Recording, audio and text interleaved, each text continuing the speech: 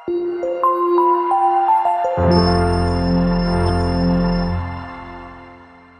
Ma'am आपका नाम क्या है? मेरा नाम शिम्पा नायक है। कहाँ से हैं आप बेसिकली? जबलपुर से। आपका एजुकेशन बैकग्राउंड क्या रहा? इलेक्ट्रॉनिक्स एंड कम्युनिकेशन इंजीनियरिंग की है। कहाँ से की थी? कहाँ से? इंदिरा गांधी इंजीनियरिंग कॉलेज सागर से। अच्छा, सागर से। हाँ। आपका बोर्ड कौन सा था? मुझे चंद्रशेखर सर का बोर्ड था, चंद्रशेखर रेखवार सर का। अच्छा। हाँ, बोर्ड बी। तो इंटरव्यू में कौन कौन से प्रश्न पूछे गए आपसे? टेक्निकल लेवल पे तो बहुत ही हार्ड प्रश्न थे, जैसे रिलेशन, ऑटो को रिलेशन, टेक्निकल रिस्पेक्ट में क्या होता है। तो टेक्निकल बैकग्राउंड मेरा बहुत पहले छूट गया था, पहले पीछे। एम्पलीट्यूड मॉड्यूलेशन, फ्रिक्वेंसी मॉड्यूलेशन उन्होंने पूछा। और फिर टेक्निकल में यही सवाल पूछे गए। करंट के मुद्दों से संबंधित कोई? करंट में उन्होंने योजनाएं पूछी कि महिलाओं से रिलेटेड योजनाएं बताइए, आप कोई भी 3 योजनाएं बताइए। और अभी रेवड़ी कल्चर चल रहा है, एक नया वर्ड मुझे। हाँ, तो रेवड़ी कल्चर के बारे में उन्होंने कहा कि आप क्या विचार रखते हैं। और इसके बाद सरकार ऐसी कौन कौन सी योजनाएं हैं जिसमें रेवड़ी कल्चर के थ्रू पैसे बांट रही है, ब्लाइंडली पैसे लौटा रही है, तो वो पूछा था। और आपके डेप्थ से कौन कौन से प्रश्न बने थे? डेप्थ से एक भी क्वेश्चन नहीं पूछे गए मुझसे। और हाँ, चाइना इंडिया विवाद जो है, टेरिटोरियल विवाद, वो पूछा गया था, बस। और क्या आपकी हॉबी से? हॉबी से, हाँ, हॉबी मेरी सुदर्शन क्रिया थी। तो उन्होंने पूछा था कि सुदर्शन का अर्थ क्या होता है, सुदर्शन क्यों रखा गया है। हॉबी से सवाल पूछे गए, आपने इसको हॉबी क्यों बना लिया, क्योंकि ये हर टाइम तो नहीं कर सकते हैं, इस टाइप से। अच्छा, और आपके बैकग्राउंड से संबंधित क्या कोई प्रश्न थे? नहीं, बैकग्राउंड से संबंधित नहीं थे, बस योजनाओं पर ही पूरा आगे बढ़ रहा था। और हाँ। कोई जैसे करंट की जो तात्कालिक घटना है उनसे संबंधित है, या फिर कुछ आपसे किस जो तात्कालिक प्रश्न?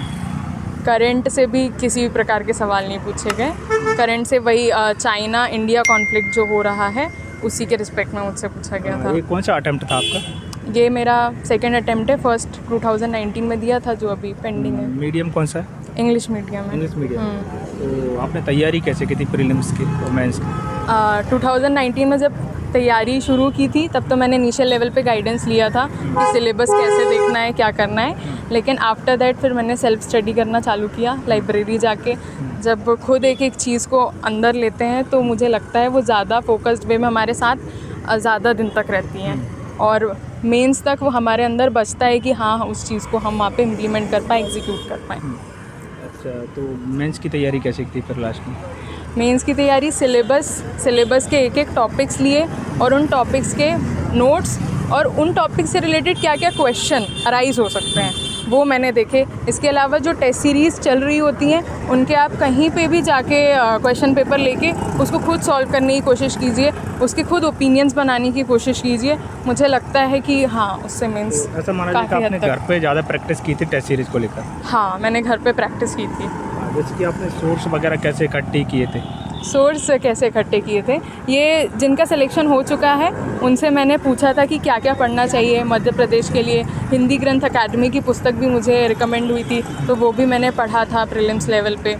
और सोर्सेज तो यूट्यूब पे बहुत सारे हैं, तो मुझे लगता है मिल जाएंगे। वो ना कि लोग कोई व्यक्ति सिलेक्ट हो जाता है, हाँ। तो सब अपना अलग अलग सोर्स बताते हैं। हाँ। और जब जो स्टूडेंट देखते हैं तो वो भटक जाते हैं, तो उनके लिए आप क्या कहना चाहेंगे कि आप क्या करें? भटकना बिल्कुल ही नहीं है, अपना जो सोर्स है उस पर सेल्फ बिलीव रखना है, क्योंकि ये ओपिनियन का मैटर है। जब आप मेंस दे रहे होते हो तो आपके ओपिनियन मैटर करते हैं। और सिलेबस और करंट, जैसे करंट में भी बहुत लोगों को प्रॉब्लम आती है, तो मैं करंट इतना ज़्यादा नहीं पढ़ती थी, करंट वही पढ़ती थी जो सिलेबस से रिलेटेड होता था, ऐसा।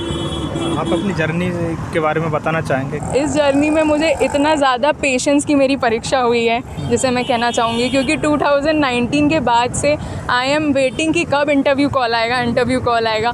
2020 का पेपर अगर आप साइंस का देखेंगे तो वो बेंचमार्क से थोड़ा ऊपर का पेपर था। फिर भी गॉड ब्लेस कि मुझे कॉल आया, और अभी अटेम्प्ट दिया तो अच्छा लग रहा है इंटरव्यू के बाद।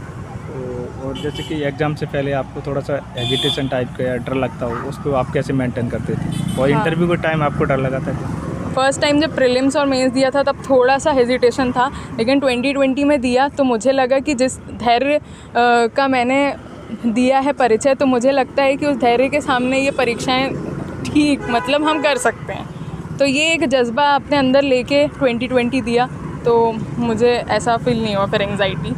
और आज अभी के- भी इंटरव्यू में भी मुझे इतनी एंग्जाइटी फील नहीं हो रही थी। इंटरव्यू में क्योंकि कैसा क्या माहौल था वैसे अंदर? माहौल बहुत अच्छा है, बहुत मतलब स्माइल, अगर आप उन्हें स्माइल देते हैं तो वो भी आपको रिटर्न में स्माइल करेंगे।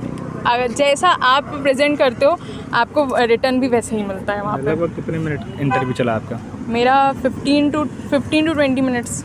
बीच में ऐसा कभी लगा कि डिमोटिवेट करने का प्रयास किया उन्होंने? हाँ, जैसे टेक्निकल क्वेश्चंस बहुत हाई फाई पूछ रहे थे, ऑटो कोरिलेशन, और टेक्निकल में बहुत ऐसी चीज़ें पूछ रही थी जिनके मैंने नाम भी नहीं सुना था। डिजिटल सर्किट्स के आप वो बताइए, नॉइज़ आ जाएगी तो आप कौन कौन से सर्किट्स है, डिफरेंशियल सर्किट्स क्या होते हैं। तो उस टाइम पे मुझे ऐसा लग रहा था कि ये सब चीज़ें तो मैंने नहीं पढ़ी है टेक्निकल लेवल पे, बट फिर मैंने सॉरी बोल दिया कि सर इसका टेक्निकल बहुत हो चुका है, छोड़े हुए काफ़ी टाइम, इसलिए। चलिए बहुत बहुत धन्यवाद आपका। ठीक है, थैंक यू।